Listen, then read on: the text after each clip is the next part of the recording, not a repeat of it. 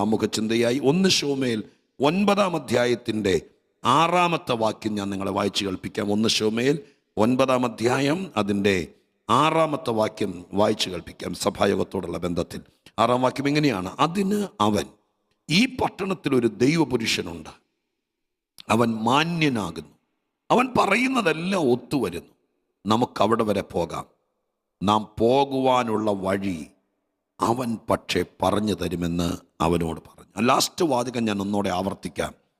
നാം പോകുവാനുള്ള വഴി അവൻ പക്ഷേ പറഞ്ഞു തരുമെന്ന് അവനോട് പറഞ്ഞു.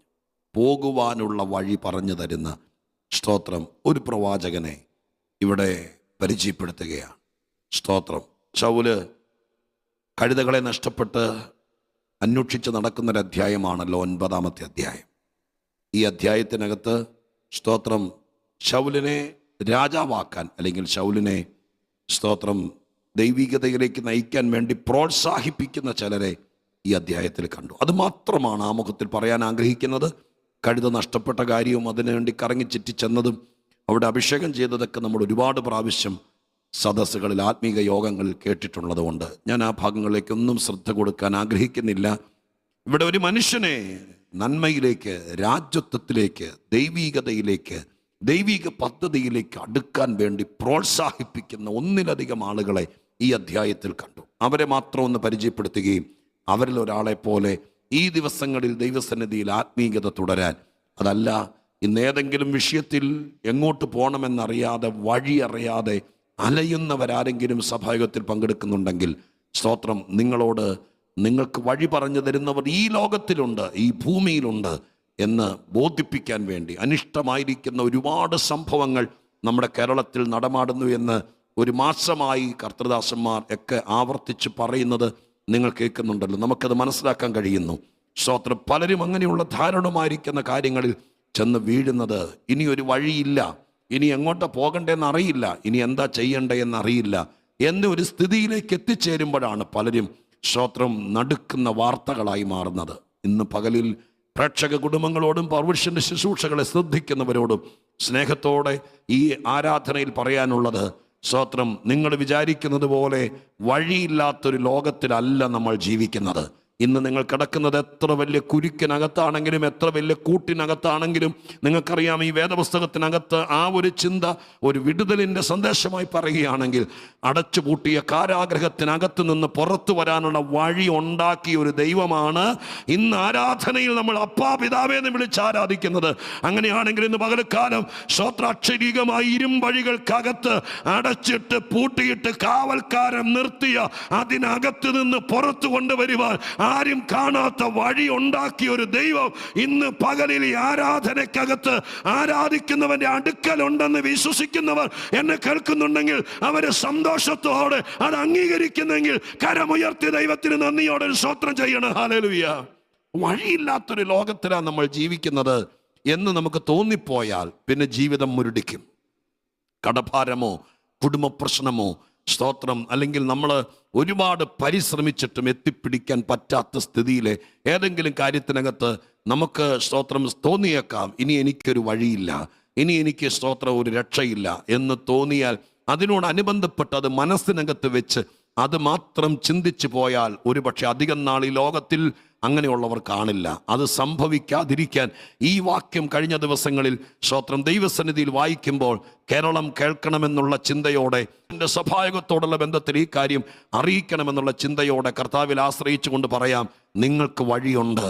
വഴിയുണ്ടെന്ന് മാത്രമല്ല, ഒരുപക്ഷെ നിങ്ങൾക്ക് വഴി മറഞ്ഞിരിക്കുകയാണെങ്കിലും വഴി പറഞ്ഞു തരുന്നവരെ ദൈവം ഇവിടെ ആക്കിയിട്ടുണ്ട്. സ്തോത്രം പറഞ്ഞുകൊണ്ട് ദൈവസന്നിധിയിൽ ഇരിക്കണം.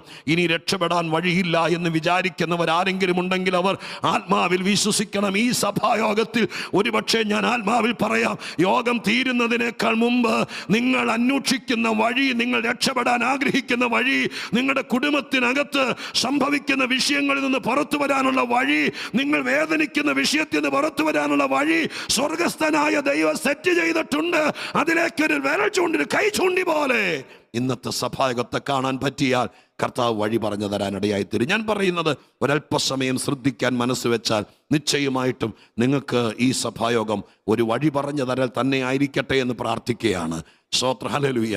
ഏതെങ്കിലും ആളുകൾ മനസ്സിനകത്ത് അങ്ങനെ ഒരു ചിന്തയിൽ ഇരിക്കുന്നെങ്കിൽ, സ്തോത്രം, നിങ്ങളുടെ പ്രായം ഏതാണെങ്കിലും നിങ്ങളുടെ ജീവിതത്തിൽ വഴികളുണ്ട്. സ്തോത്രം. ഈ ലോകത്തിൻ്റെ ഒരു പ്രശ്നം ഞാൻ പറയാം, ലോകത്തിൻ്റെ ഒരു പ്രശ്നം പറയാം. ഒരുപാട് ആളുകൾ, ഭൂരിപക്ഷം ആളുകളും നന്മയിലേക്കുള്ള വഴി മറയ്ക്കുന്നവരാണ്. അങ്ങനെ ഒരു കെടുതി ഈ ലോകത്തിനകത്തുണ്ട്. സ്തോത്രം, ഹല്ലേലൂയ. വഴി മറയ്ക്കുന്നവരാണ്.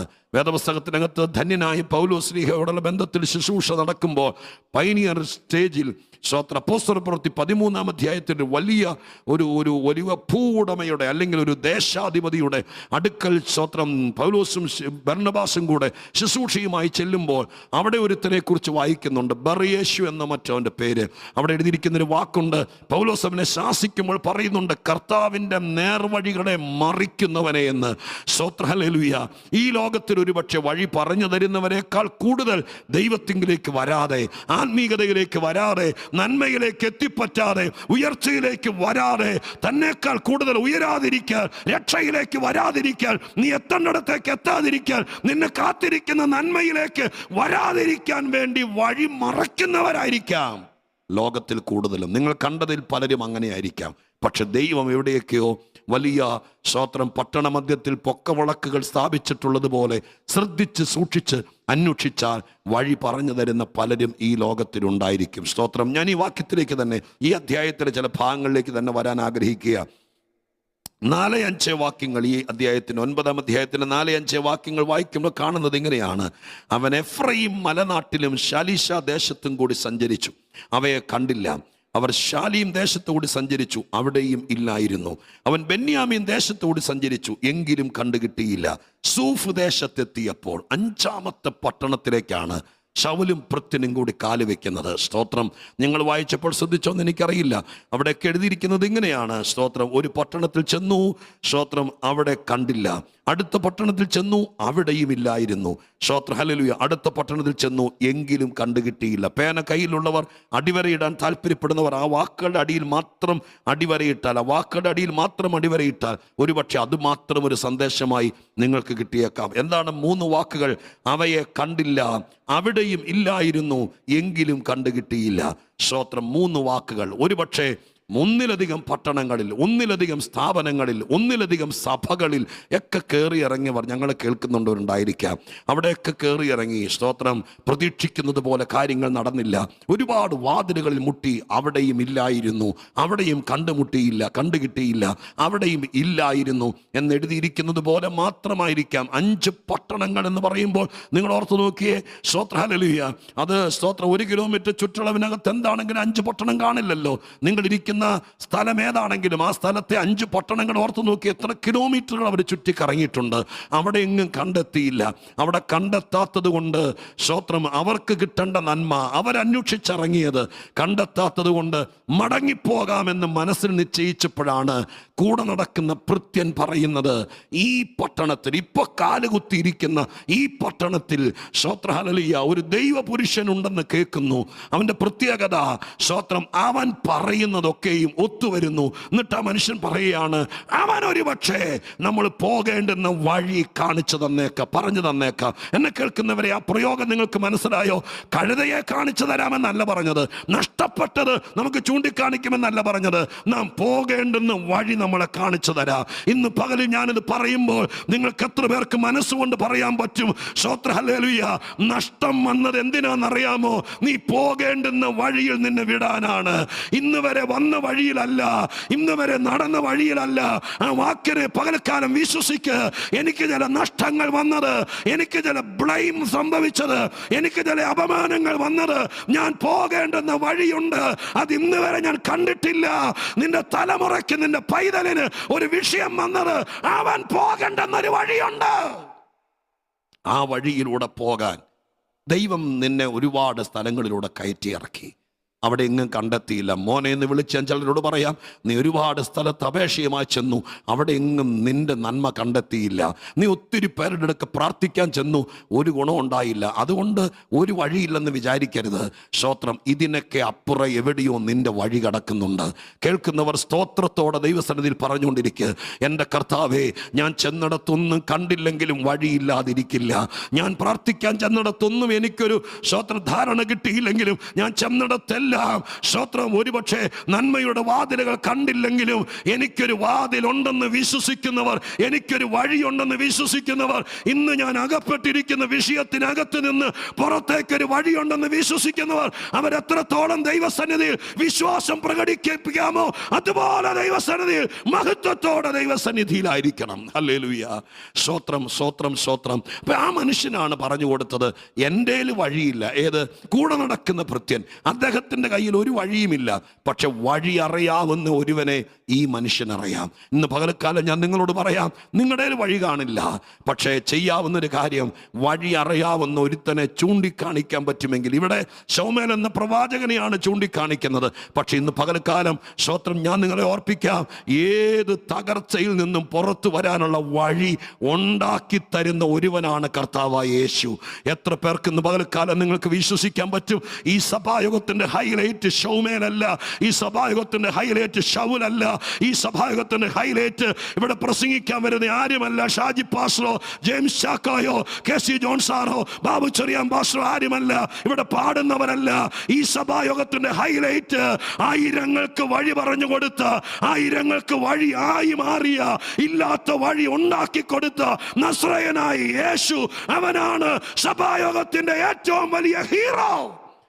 ഞങ്ങൾ ഇന്ന് പകൽക്കാലം നിങ്ങളോട് പറയുന്നു, ഞങ്ങളുടെ വഴിയില്ല. സ്തോത്രം, ഹല്ലേലൂയ. ഈ യോഗം കഴിയുമ്പോൾ എന്നെ ഒന്ന് സഹായിക്കാമോ എന്ന് ഇവിടെ ഇരിക്കുന്ന ആരോടെങ്കിലും ചോദിച്ചാൽ നിന്നെ സഹായിക്കാനുള്ള വഴി ഞങ്ങളുടെ കയ്യിലില്ല. എന്നാൽ ഞങ്ങൾ ഇന്ന് പകൽക്കാലം പറഞ്ഞു തരാം, നീ കണ്ടെത്താത്ത വഴി, നിന്റെ നഷ്ടങ്ങളെ ലാഭമാക്കുന്ന വഴി, നിന്നെ സന്തോഷിപ്പിക്കാനുള്ള വഴി, നിന്നെ നിത്യതയിൽ എത്തിക്കാനുള്ള വഴി, നിന്റെ നിരാശ മാറാനുള്ള വഴി, നിന്റെ രോഗസൗഖ്യമാകാനുള്ള വഴി, നിന്റെ മക്കൾ അനുഗ്രഹിക്കപ്പെടാനുള്ള വഴി, നിന്റെ കുടുംബം സ്വർഗമാകാനുള്ള വഴി. ആ വഴി അറിയാവുന്ന ഒരുവനുണ്ട്, അത് കർത്താവായ യേശുവാണ്. ഈ ഭൃത്യന് അത്രേ ചെയ്തോളൂ. സ്തോത്രം, എൻ്റെ വഴിയില്ല സാറേ, പക്ഷേ ഹല്ലേലൂയ, എനിക്ക് വഴി അറിയാവുന്ന ഒരുവനെ അറിയാം. നിനക്ക് വഴി പറഞ്ഞു തരാൻ കഴിയുന്ന ഒരുവനെ അറിയാം. ഇന്ന് പകൽക്കാലം ഞങ്ങൾ പറയുന്നു, യേശുവിനെ അടുത്തറിയ്, കർത്താവിനെ അടുത്ത് മനസ്സിലാക്ക്. അങ്ങനെയാണെങ്കിൽ നീ അകപ്പെട്ടിരിക്കുന്ന വിഷയത്തിനകത്ത് നിന്ന് ദൈവം തമ്പുരാൻ 5 പട്ടണങ്ങളിൽ അന്വേഷിച്ചിട്ട് 5 രാജ്യങ്ങളിൽ പോയിട്ട് ഇതുവരെയും നീ നന്നായില്ലെങ്കിൽ, സ്തോത്രം, നിന്റെ സന്തതി, ഞാൻ 5 എന്നുള്ള സംഖ്യ എടുക്കുന്നത് ഇവിടെ കണ്ടതുകൊണ്ടാട്ടോ, 3, 4, 2, 3, നിന്റെ മകനെ 3 കോളേജുകളിൽ മാറി മാറി പഠിപ്പിക്കാൻ വിട്ടിട്ടും ഗുണം വന്നില്ലെങ്കിൽ, ഇന്ന് പകൽക്കാലം സ്വർഗസ്ഥനായ ദൈവത്തിങ്കിലേക്ക് ഞാൻ വിരൽ ചൂണ്ടി കാണിക്കാം. നീ നിന്റെ മകനുമായിട്ട് അവന്റെ കാൽക്കലേക്ക് ചെല്ല്. 5 ഇടത്ത് പോയിട്ട് കാണാത്തത്, സ്തോത്രം, ഇന്ന് പകൽക്കാലം സ്വർഗസ്ഥനായ ദൈവത്തിന്റെ കുരിശിന്റെ ചോട്ടിൽ, ആ ദൈവിക സാന്നിധ്യത്തിൽ, ആരാധനയുടെ നടുവിൽ ദൈവം നിന്നെ, നിന്റെ കുടുംബത്തെ അനുഗ്രഹിക്കാനുള്ള വഴി പറഞ്ഞു തരുന്നവനാണ് അവൻ.